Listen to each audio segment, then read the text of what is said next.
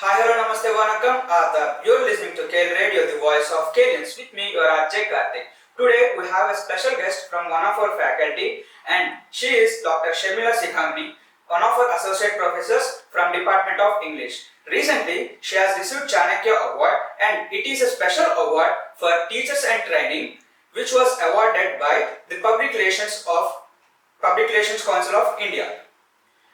And ma'am, congratulations for that award, ma'am. Thank you, Karthik. Regarding this, I have one doubt. Yes. So, this award came in the perspective of teachers and training. So, what made you to choose English as a profession and turn it to a career of teaching? To be very frank, when I was doing my undergraduate studies, I had no idea what profession I was going to enter. And it was during my postgraduate studies, I need to give all kudos to my professors, because for a semester we had just 5 subjects and we had around 20 faculty coming and handling those 5 subjects. Okay. So when I saw the variety of professors, the way they were handling the classes with ease, they would even breeze into our classrooms even without a textbook or anything, and they did an amazing job. So that was the light down that tunnel which I needed to let me know that that is the calling for me for my life. So I chose teaching. I sat for my SLET exam, state level eligibility test, which is the procedure to become a professor. I cleared it at the first shot, and then there was no turning back. Just 2 days after I completed my PG, I became a lecturer, and then the journey just continued. Your journey was quite impressive and quite inspiring for us even to enter into the teaching field. Yeah, and regarding this, could you tell the outline of your primary goals while teaching the English course as an associate professor in our Kerala University? Yeah, for me, I've always been passionate about ensuring that the trainees or the students that I have in my sessions, they all improve their communication skills. Because I've seen that Indians, whether you're from east, north, west, south, whichever part of India, we are all very smart people, but our communications really are pretty poor when it comes to communicating in English. Of course, in our own mother tongues, we do a good job. And so it has always been my passion to ensure that my students do well in terms of communication. Yeah. So I work on all the 4 different skills: listening, speaking, reading, writing, and I ensure that little by little they start enhancing themselves, and that too at the collegiate level, they need to work at correcting themselves. Yeah. They don't need a third person to come and correct them. So I teach them methods by which they can start correcting themselves in their communication skills. Yeah. So, how do you tailor this curriculum to accommodate various learning styles and abilities among the students? Well, to appreciate KL at this juncture, I think it's very necessary, because the curriculum itself here in English, if you notice, in the first years, it is totally a practical session. Yeah. They do not have a theory exam for English, which is probably one of a kind in the whole country. Yeah. And so we are looking at improving the students at a practical level. So we work at listening, speaking, reading, writing by giving them various activities. And that has made my job easier. So I am also able to go along with the curriculum, the syllabus already prescribed by the university. And I can add my own input in terms of giving them a little bit of extra sessions, extra activities, which can be, when you say tailor-made, we need to look at the students, see whether they are at level 1 or level 5 in terms of their proficiency, and then break it down into different kind of activities for the people of different levels of proficiency in English. So, of course, it's a tough job when you have 90 students in your classroom. Yes.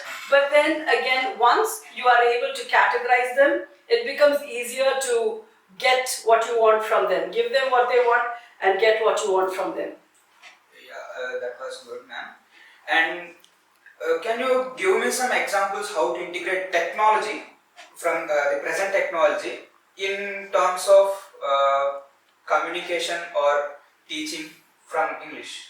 Okay, I know that on campus we have this rule that mobile phones are not to be used, and even when we use a laptop, it is judiciously that you need to use your laptop. But I have been a person who is down the ages. I've understood that we cannot really separate technology or these devices from learning. So we have these various apps that we ask the students to download, like Know Your English. And we ask them to do various levels of quizzes on that. And we tell them to take a screenshot and show it to us. And that is recorded as an assignment. So when you give them a task and you give them the power, I always tell them with more power is more responsibility, right? So these guys, they know that they can use their mobile phone, but at the same time, they need to show me so many different screenshots of having scored really well. Otherwise, you're not going to have their pinky points, right?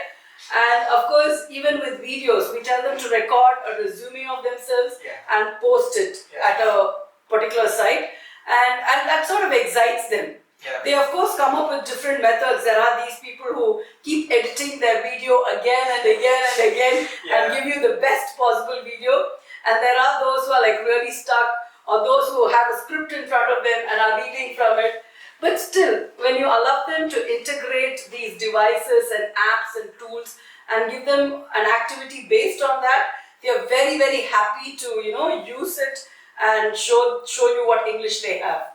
So that's what we do in our classrooms, use these apps and use these devices judiciously. Yes, ma'am. So there are many strategies to evaluate a person. True. So to evaluate a student, or even me also, I'm a student.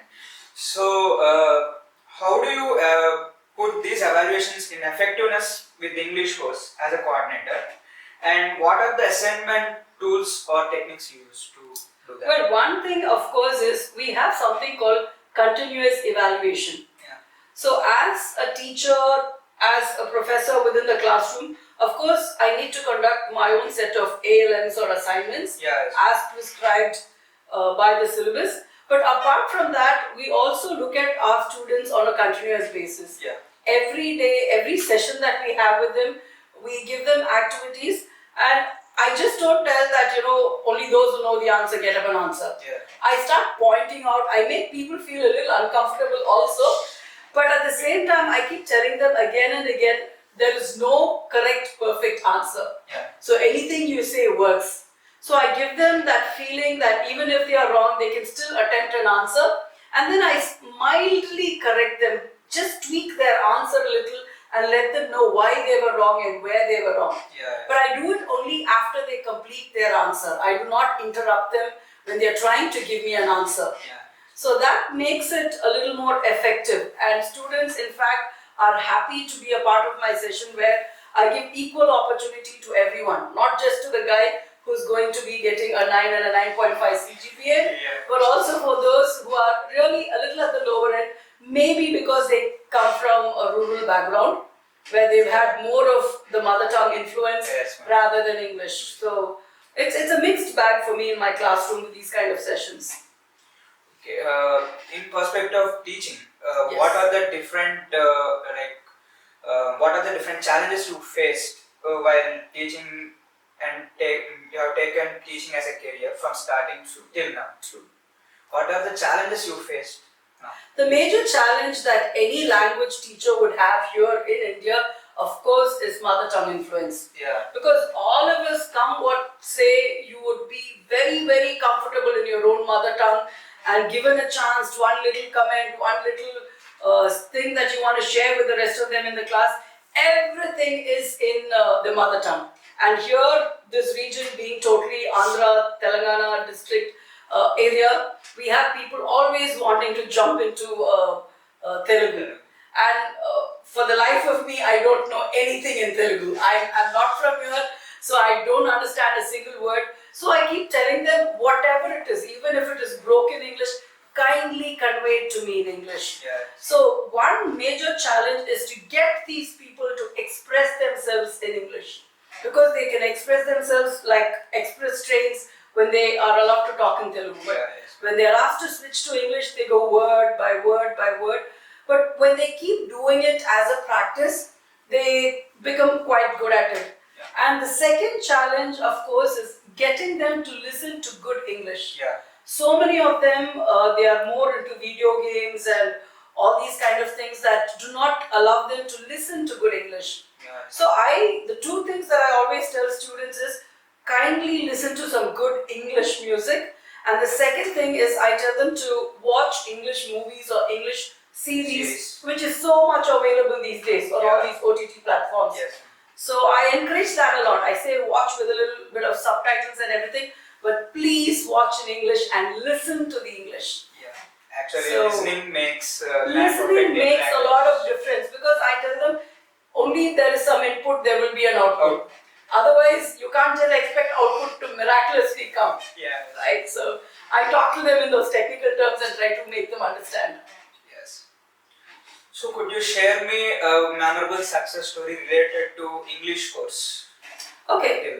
One interesting thing I would also like to share when it comes to an English classroom is students are not just being taught a language, but there are many students who face so many other difficulties having entered this kind of college life, which is much more free than their inter life.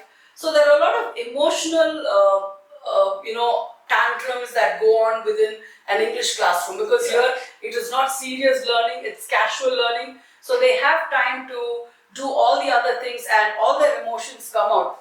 So as an English faculty, probably a success story that I can relate to is I had this one boy, I would not be taking any names here, and he had taken around 15 days of leave. And when he came back, he said it was because so-and-so had died. And even then I thought, okay, maybe he's being very close to that person and that's why he took 15 days off. But then when I asked him, are you close to that person? That guy said, no, I'm not close to that person.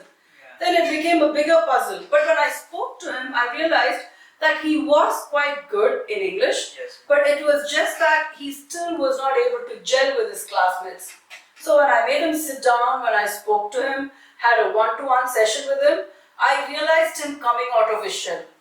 And from the next day in the class, any question I asked, I could see that there was a smile on his face, he was answering. So this I consider to be one of my recent success stories with one of my students, because it's not just about teaching the language, it's also about reaching out to these students who are entering the portals of such a big institution and where they feel really lost.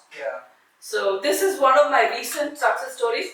Another thing that I can always relate to is I keep telling students when they have a mother tongue influence, and for example here, I hear students saying hostel, waste fellow, there is an extra use of sure instead of sir.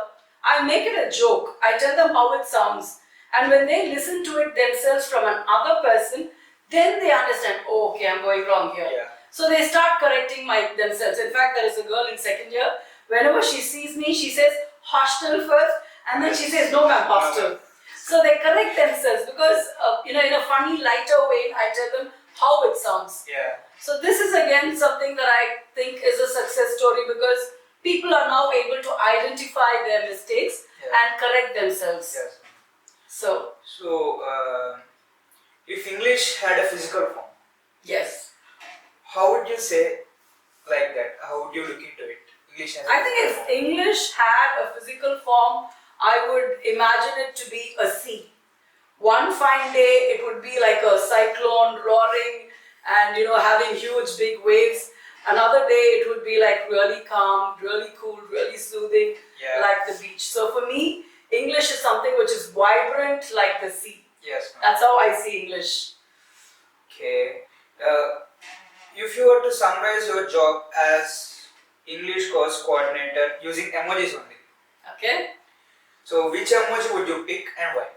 There's this emoji which wears a cooling glass. And there's a sun behind. I think that's what I would think of myself as an English professor. I think that cool emoji. And probably if I could superimpose another emoji on that, it would be this one which has this party popper in its mouth and it's blowing it out. Party. Okay. full fun. So the sun behind me, coolers, and the party popper. I think that's the emoji that I would have for English. Yeah, yes. So, what?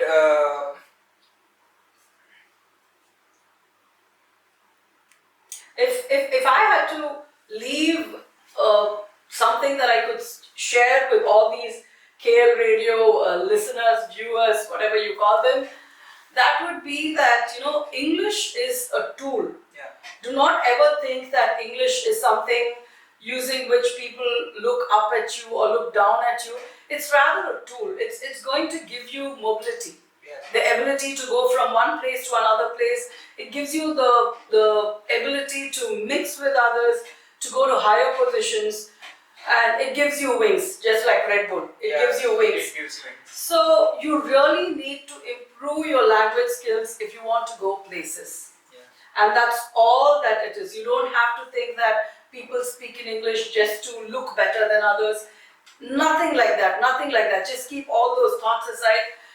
English gives you, it's like the visa, the passport that allows you to transcend so many doors. It opens so many doors and opportunities for you. Yeah. So if you really want to go places, if you want to achieve a lot of things in life, if you want to become a scientist, you want to become an astronaut, whatever it is, learn to improve your English and you would be there, right there on top of the stars. That's the little thing that I would like to tell all our viewers or listeners.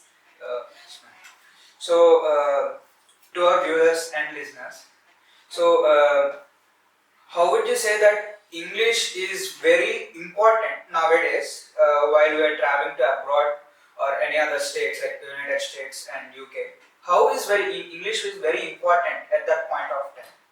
Yeah, I think all of our engineers are already aware, and not just engineers, every graduate is aware that when you are going to a country where English is the language in which they're going to teach the other courses, Yeah. they have a proficiency test to see what is your English level.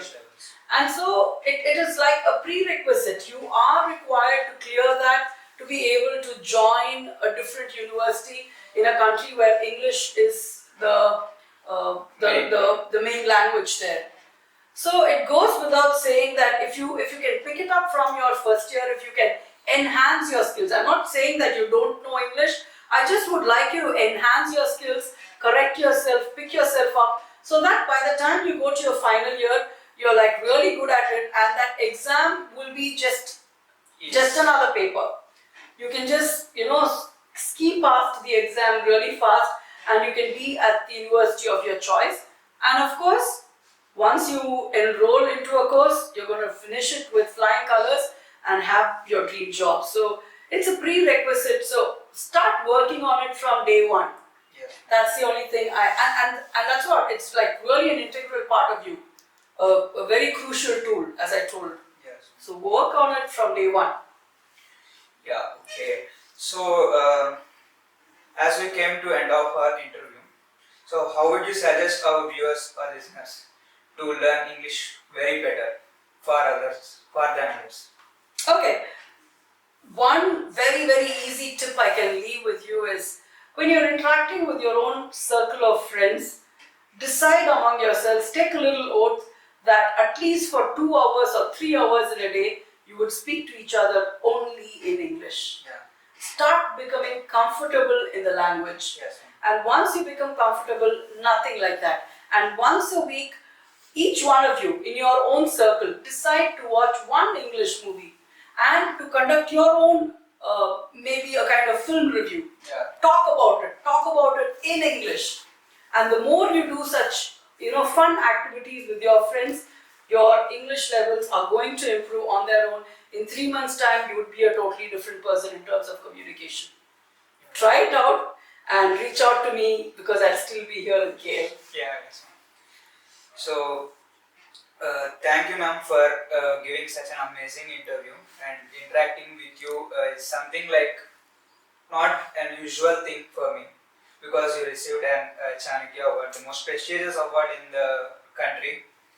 So thank you, ma'am, for coming down to the KL Radio. Thank you, Karthik. It's been really nice talking to you. Yeah. So thank you viewers for viewing this amazing podcast or amazing show. So signing off, your RJ Karthik.